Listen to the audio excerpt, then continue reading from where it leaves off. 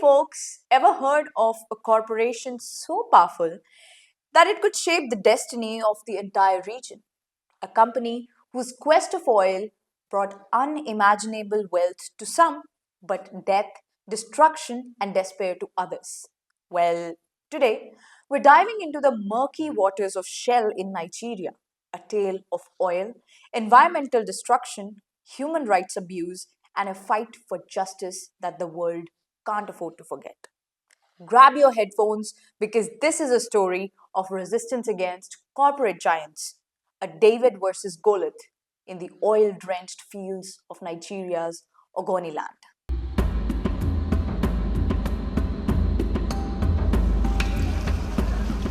Calling me criminal, pirate, I'm not like that. I'm a genuine fighter in Niger Delta.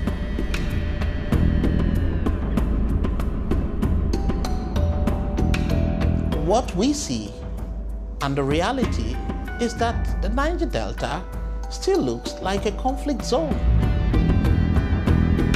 Let's rewind to the late 1950s.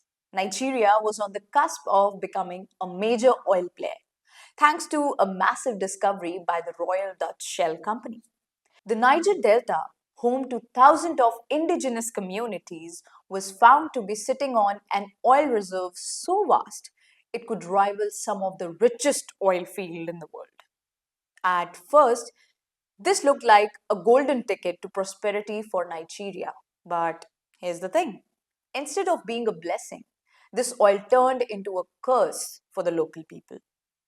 Shell rapidly expanded its operations, and by the 1990s, it controlled almost half of Nigeria's oil production. The Ogoni people, who lived in one of the richest oil producing regions, saw little benefit from this boom. Their lands were exploited, their rivers were polluted, and their livelihoods were completely destroyed. Here's a fun fact. By 1993, Ogoniland alone produced around 100,000 barrels of oil a day. But despite this, poverty remained rampant in this region. Shell's drilling operations came at a massive environmental cost. Imagine rivers covered in slick black oil, farmlands rendered useless, and the air thick with smell of burning gas flares. This wasn't just bad for nature, it was a death sentence for many local communities who relied on farming and fishing to survive. According to reports, Shell was responsible for over 4,000 oil spills in the Niger Delta between 1976 and 1991. The United Nations even conducted a study in 2011 that found it would take at least 30 years to clean up the environmental damage in Ogoniland. Here's the kicker. Despite these findings, Shell didn't immediately take responsibility. They argued that sabotage by local militants caused many of the spills. While it's true that some sabotages happened, it didn't explain the extent of environmental destruction that happened. Think about it. How would you feel if your home became unviable and the company responsible for it just shrugged it off? This is where the story takes a powerful turn. Enters Ken Saro-Wiwa, an Ogoni writer, activist, and Nobel Peace Prize nominee. He founded the Movement for the Survival of the Ogoni People, MOSOP, in 1990 to demand the environmental justice, compensation for affected communities, and an end to the exploitation of Ogoni land. Mossop's peaceful protests gained international attention, but it didn't sit well with Nigeria's military government, which had strong ties with Shell. The government began cracking down on the protests, often with brutal force. In 1994, things took a dark turn. Ken Saro-Wiwa and eight other Ogoni activists, later known as the Ogoni Nine, were arrested on trumped up charges of inciting murder. Despite international outcry, they were sentenced to death in a sham trial and executed in November 1995. This execution sent shockwaves around the world.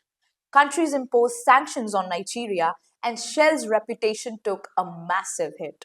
But for the Ogoni people, the damage had already been done. Shell has long denied direct involvement in the executions, but leaked documents and testimonies have suggested otherwise.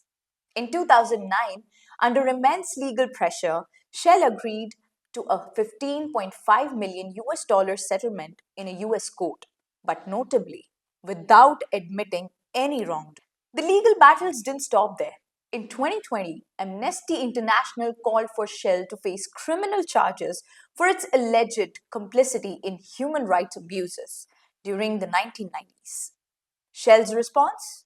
They claim to have improved their environmental practices and human rights policies.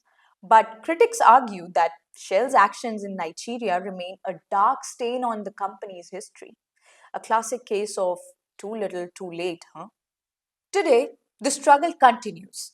Despite promises of cleanup and reparations, Ogoniland remains one of the most polluted regions on the planet. The United Nations Environmental Programme UNEP estimated in 2011 that restoring the land and water would cost billions of dollars and take decades. Meanwhile, activists in Nigeria and around the world are still fighting for corporate accountability.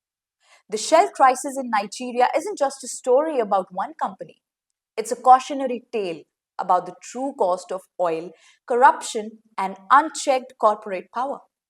So, what can we take away from this story? Maybe it's that the pursuit of profit, when unchecked, can leave behind scars that take generations to heal. Or perhaps it's that even the smallest voices, like those of Ogoni people, can spark a global conversation.